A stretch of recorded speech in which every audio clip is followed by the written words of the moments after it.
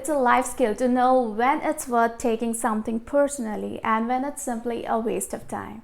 Because even though it's kind of a knee-jerk reaction to be sensitive about an unfair comment or criticism, being able to see the thing for what it really is before responding makes all the difference between being in control of our choices and feeling perpetually stressed out. So let's get straight to the strategies that show how not to take things personally too quickly, create that space between feeling hurt, offended, angry, and responding effectively. First, let's take those feedbacks or criticisms that push our buttons, the no offense comments or hurtful opinions. To effectively navigate these, it's important to understand how opinions and feedback work.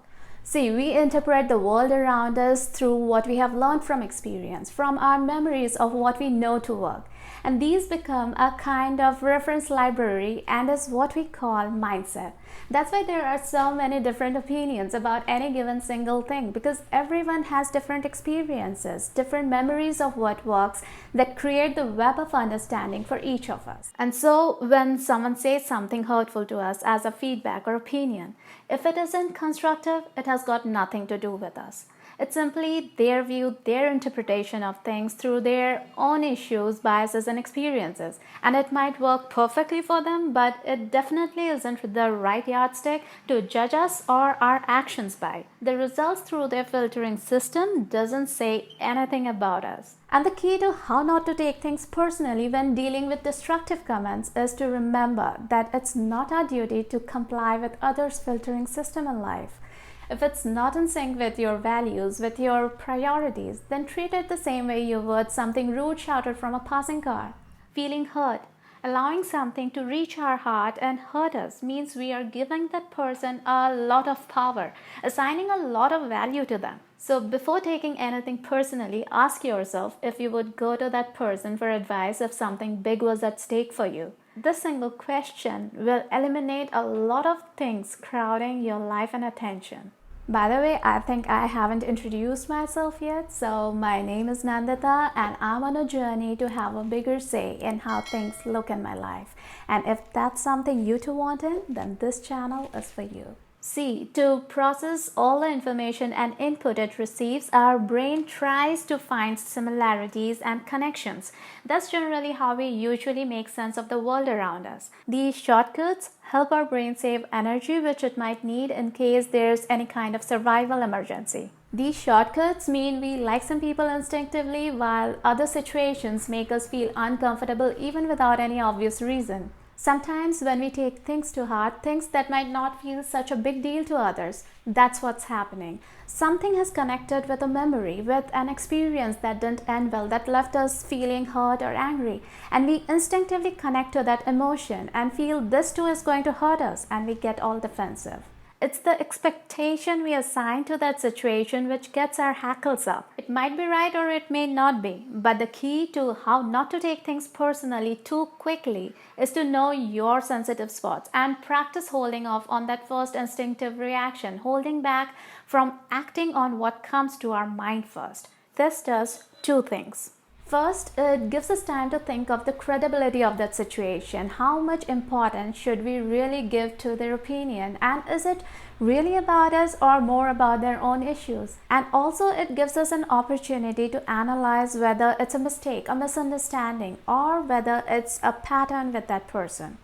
Essentially, it gives us more clarity to know how to best deal with the situation. And secondly, it gives us time to decide our own response. How do we want to call it out?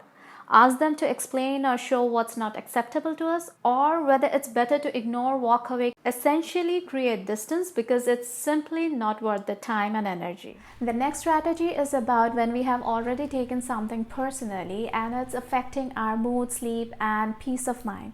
But before that, if you're finding this helpful, like this video to keep it handy, and also it will make it easier for it to reach other people who might find it useful. Appreciate that. When we come up with that perfect zinger hours, sometimes even days after the moment has passed, it shows that the comment has touched a spot and is gnawing at us. And all that overthinking, replaying those scenes on a loop in our head, makes us feel restless and irritable. And instead of just being about how not to take things personally, it becomes more about coming out of that spiral so that our health and sense of well-being isn't affected. See, research has shown that 47% of the time we are thinking of the past, the future, and what others might be thinking. So that means it's totally normal to think about what something might have meant. But even if we don't have any control over how our brain is wired to work or how other people behave, we certainly have control over how we respond to anything. The key is to stop looking for external validation and getting comfortable with who we are, because it's anxiety of what people think of us that sometimes makes everything feel like it's all about us. When we know something isn't true, it can't hurt us, like being called a loser by kids when you intentionally let them win. And when the thing is true, it doesn't have the power to hurt us because we are okay with our imperfect life and are already working on those that we want to improve. When we internalize our sense of worth, like when we stop depending on others to validate what we think is true, we become less vulnerable to what others think or say about us. We essentially become mentally stronger. And becoming mentally strong, emotionally stronger, means being able to experience the whole gamut of emotions and also having the skill to recover and grow from it. And all this makes us more resilient to stress. I'll link the video over here if you would like to know which habits make us more emotionally resilient. You take care, and I'll see you soon.